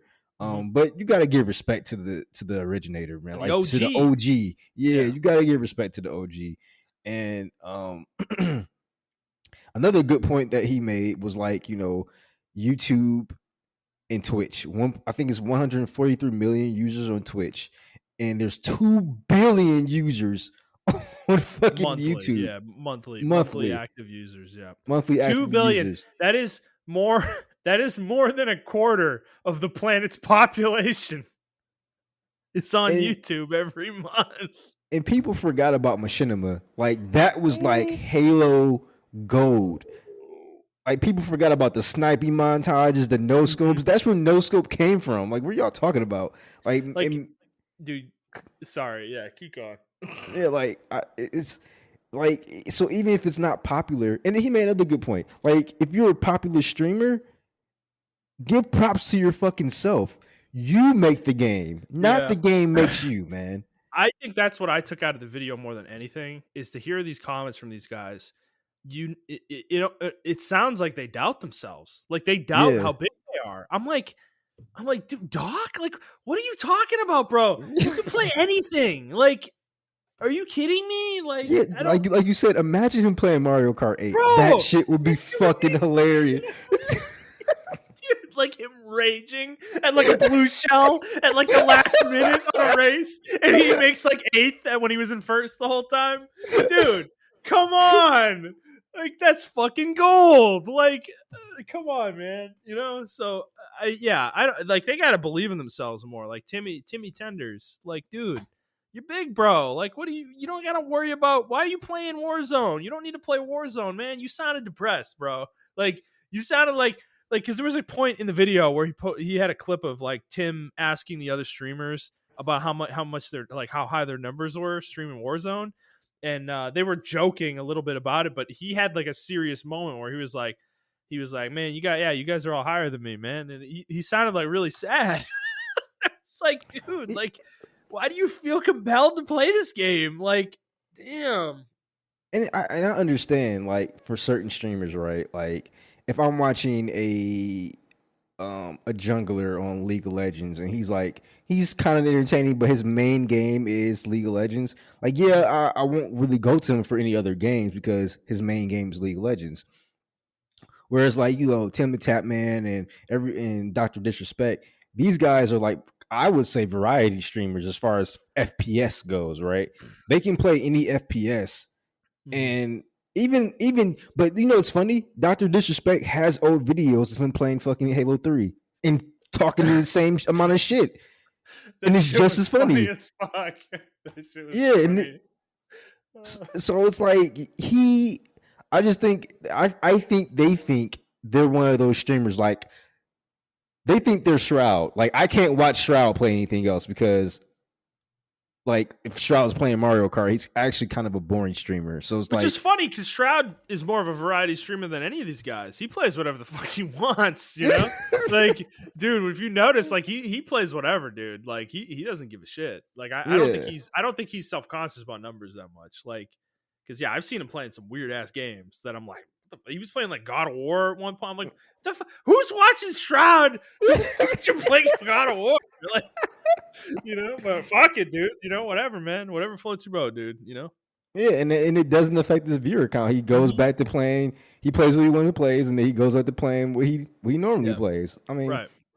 Yeah. so I think they're just thinking like Ninja, right? How Ninja was just like exclusively Fortnite, Oh yeah. and Yeah. What happened? I think exactly. I mean, I'm pretty sure he's still fucking huge, but it's like, I don't know, dude. I don't see him. I think he's still big, but yeah, I don't like nobody talks about him anymore. he yeah, like he like it was a flash in the pan, dude. But you know what's funny about Ninja? He started off what as a Halo 2 player. True. It would That's be true. it would be interesting to see him go back to Halo. And I guarantee you, if he does go back to Halo and it blows the fuck up, guess where these other three streamers are gonna go back They're to? gonna be playing Fucking Halo. Yeah. exactly. So I Yeah. mean, and then on the other flip side of that, I just don't want people to. I want everyone to get out of this, like, including the developers, even though they're not like listening or whatever. Yeah, just get out of this mentality that we got to chase the wave, man. Sometimes it's okay to ride the wave, but sometimes it's okay to be like, that wave has kind of passed me. Let's do something else. Like, Yeah. Mm-hmm. I don't know. Well, I'm just tired of. I think this the message is more towards the executives at these companies is like, dude, you guys are creative, okay? Be creative. Stop Yeah, chasing other people. Like, stop chasing other people's creativity. Don't insult yourself, like, by doing that shit. You know, I just make your own game, dude. It's like I don't know. Like, and that's why I have respect for 343 that they put BR aside. You know, here yeah, because that was the obvious play. You know, with Halo Infinite, and they decided, no, we're gonna have restraint, you know, and I respect them for that big time. I really do. That's hard for a company trying to make money. Like that's hard to do, you know. I'm I pretty sure Microsoft was on their ass about that shit. Like, what do you mean you're not mhm. making a BR? You know? But yeah, Yeah. continue. I didn't mean to cut you off. No, I mean that was I was pretty much done. Just Yeah, respect to 343. So yeah. I mean, imagine if like Pokemon was like, "Hey, we're gonna do a BR too." Actually, that kind of be no, cool. no, it wouldn't. No, no, dude. Fucking, it would. Fuck. Oh, that's awful, dude. You're like fucking turn based. You go into like a fucking. You go into like the normal battle screen when you run into another player, and then you got your like fucking Charizard, and they got their Blastoise, and then they fucking hydro pump you, and you die in one hit, and that's the end of the round. You're up. That's the game. I mean, it's just a phase, though. I mean, everyone. I Is it this though? I feel like, dude, this is a long phase. We're like 4 or 5 years in this BR thing at this point. Well, I was just about to say that. I think it's here to stay, but I think it's just gonna be like MOBAs, how we established the Mm. big three. Mm-hmm. And then like anyone else who comes up is like, no, we're not going to do that. And I think BRs are finally at that place where we establish who the kings are: Mm-hmm. Fortnite, Modern Warfare, or Warzone, and Apex. And Yep. everyone else, I'm Get sorry, in line. PUBG. You got like, yeah, get in line. Like it's not going to work out, you know. So I don't know. That's pretty much all I had to say about it. I just want people.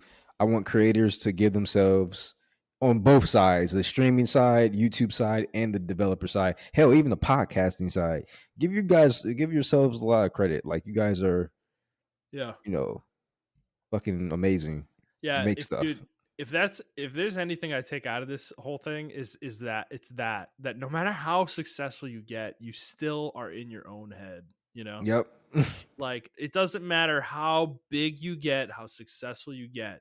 You can be Doctor Disrespect, like one of the biggest fucking streamers out there, and this dude literally thinks he can't play BR. Like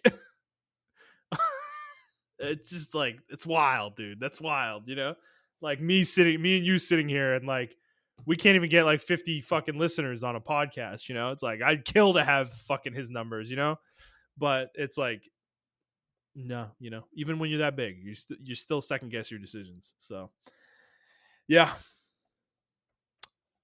I hope Halo is successful. I think it will be. I think it's going to be a big game. I think it's going to be fun. I don't know if I'm going to get it or if I'm going to play it. It really depends, I guess, on how much our group goes in on it. To be honest, but do you think you're going to play it a lot? Yeah, I'm actually. This will be my first time not playing on Xbox. I'll be playing on PC because You I'm are not. okay. Yeah, I am gonna get it. I think the multiplayer is gonna be free, so I am gonna play it on Oh for yeah, it free. is. Yeah, the That's multiplayer is true. free, so I'm gonna get on PC. I mean, Yeah, my fuck PC it. I can might just definitely do the handle it. same thing. Yeah. Yeah. So I'm gonna do that, and I don't think I'm gonna buy an Xbox anytime soon. This will be the first console generation. I might just skip out on buying the Xbox. It's hurting me to say that, No, but you're kidding me, man. All the praise we were giving Xbox, and you're gonna skip the generation. I can't get my hands on it, Motherfucker, Justin. you got I a can't get fucking my Xbox One. It's like a piece of shit. There's nothing on the console to play, and you're not gonna get a Series X. Come on, man. I can't get my hands on it, Justin. I don't want a Series S. I don't. I Is might it have to get still one. that hard to get one? Yeah, it is. Man, I mean, come on, dude. I feel like you're not trying. Like, just follow some of these Twitter guys that like post fucking stock information. Like, You know what? I will admit to that. I have not been trying. I've actually been trying to save money, but I am. You know what? February is my birthday. I'll give myself a birthday gift. How Okay. about that? I will give me an Xbox in yeah, February. just dude. I don't think it's that. I don't think if you really try, I think it's easier to get one now than it was back when I got one, like in April. Dude, there was literally 6 weeks straight. There was no stock of Xbox Series X. Period. Nothing. Like we got nothing. And then, yeah, 1 week, all the restocks happened the same week, and I managed to get it from Target. Like, you just got to follow people that post about this stuff, and they literally have inside information. They like know that companies are getting stock and when they're going to release it. So Yeah. you just got to get on one of those guys, and yeah, you might need to wake up at like 6 a.m. or something, but if you get it, then fuck it, you did it once. Yeah. Yeah, you're right. Come on, man, don't skip out on Xbox, dude. Like, you gonna do them like that? Yeah, I mean, you were literally talking shit about PS5 a few weeks ago, and you're like, I don't even play it, man. I don't even like it. So my thing is, because this game's on the Xbox, I do want to play. Mhm. Just like because I don't want to rebuy them. Like I still want to play Devil May Cry the extended edition with like Virgil on there and everything like that, the special edition rather. And I don't feel like buying it again on my PS5, and I have to beat everything over again. And I already have like Super Dante and everything on my Xbox, so I don't want to do that. So it's games I do want to play, Mhm. and everything like that. It's just I don't know, man. Like when I have the money, because I'm just being cheap. I'm trying to save money, so it's like I I see it know. Come available, on, and I'm you like, have the money. Don't fucking come on. I'm just being cheap. I'm just being I really know you cheap. are. Yeah, yeah, Yeah, yeah. I know. yeah. So I just don't feel like spending like I'm really just trying to catch it at the $600 price point. I do not want to drop another $700-800 for a console. I did this for the PS4, I 5. don't think you have to. Like, look, I'm gonna go look right now. eBay.com. Let's see what these Xboxes are selling for. Xbox. I heard the scalper market is drying up, man. Like they're selling this shit for cheap. Let's see. Ending soonest. Let's see what these things are selling for. Yeah, people got them up for 800. 9 minutes left. No bids. Zero bids. Okay, we got 19 bids. 20 minutes left. 790. Damn, these things are still selling for that much. There's no way, man. That's what I'm saying, man. Like people Bro, are that's crazy. crazy. Yeah, people are crazy, man. It's not worth that much. I mean, shit. I mean, look, dude. I haven't turned my Series X on, man. I feel so bad. This has been such a bad year for me for games. I haven't turned the Series X on since like June. Like. So that's another thing too. Like, I mean, okay, we're pretty much at the end of the episode, guys. But like, we're just talking shit now. But like, We're just shooting this shit now. yeah, like, if you want to, if you want to go off dip here, out, we appreciate it. Hit the, yeah, like the episode, all that. Go like us on Twitter, follow, tell your friends yeah. about it. Like we already mentioned our stuff in like last episode, so you can go look at Yeah. that shit. You can tell we're tired this week. Mhm. But yeah, bro. So I saw a conversation, and it happened. I saw this conversation like come up 3 times on Reddit, Mhm. on Twitter, and on like I think I was on like Game Facts or something like that. Yeah. And yeah, shouts to the Game Facts. I still go there sometime on the forums. And people were really struggling with like they were like, "Oh, what's that time of the year, guys? What's your game of the year?" And people like, "Fuck." Dude, this year sucked, man. This year Yeah. sucked. This was a bad year for games. Dude, there's a reason I went on an MMO fucking journey for like 4 months. Dude, there's just nothing to play. Like I didn't want to play anything, Yeah. It's a lot of indie games. A lot of good indie games came out this year, but um, like middleware games and Mhm. AAA games, yeah, it was really shallow this year, man. Like, Dude, I was so desperate for new games that I just Amazon's having a buy two get one free sale on video games right now. Not all games, but they have like a curated list. But there's a lot of like new games on it. I'm like so desperate to play something new that I just went and bought 3 games. I bought Guardians of the Galaxy on PS5. Fucking Riders Republic. Have you heard about that game? mm-mm. From Ubisoft. It's like a open world like extreme sports game. And it actually looks really Oh fucking. It actually looks yeah, really fucking fun. I don't know why I'm morbidly curious about it. I just pulled the trigger on it. And then I bought a strategy RPG called Disciples Liberation.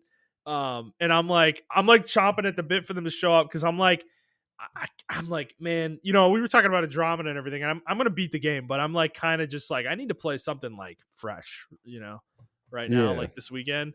Like I feel a need to play something that isn't like an old game that isn't like that great, you know. So yeah, you know, because yeah, this year has just been barren, man. Like all the new games we've played, most of them have been disappointing too.